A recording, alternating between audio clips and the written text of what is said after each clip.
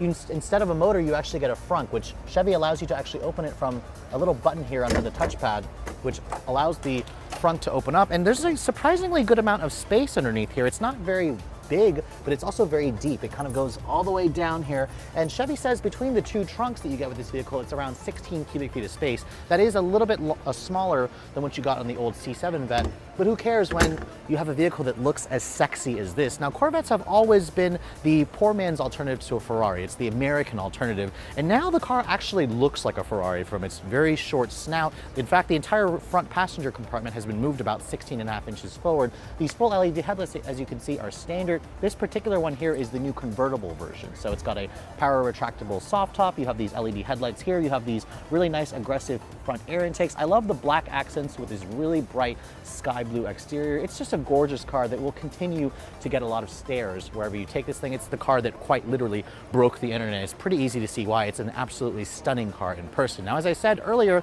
the front or the passenger compartment has been moved about 16.5 inches forward because the engine is now behind your head in the passenger compartment, and all Corvettes will come standard with either with a 19 and 20-inch wheel combination. So these are the 19s on front. They're 245 width tires. The back are 20-inch wheels, which are again about 30 millimeters wider. In terms of the overall length, Chevy did have to increase the length of this vehicle, but they also made it a little bit lower because, again, they had to accommodate the engine. Now, underneath here, you'll find the 6.2 liter LT2 V8. It's a direct injection V8 with either 490 horsepower or 495 foot-pounds of torque, depending on if you guys get the performance exhaust package, which adds about 5 more horsepower. On the convertible, you can't actually show what's underneath the hood, so we'll have to go over to the coupe model to show you guys that. But if you guys are looking at the rear area here, you can access the cargo area from a little button over here.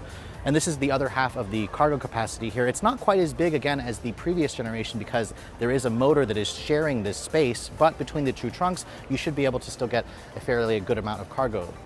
Now, looking at the rest of the styling here, you can see it has the traditional Corvette themes here with these taillights, which look a little bit more updated. They actually kind of remind me a little bit of the Camaro. You have these functional air vents, and then you have the signature quad outlet exhaust back here. It all looks fantastic, although I do want to see this car with, again, maybe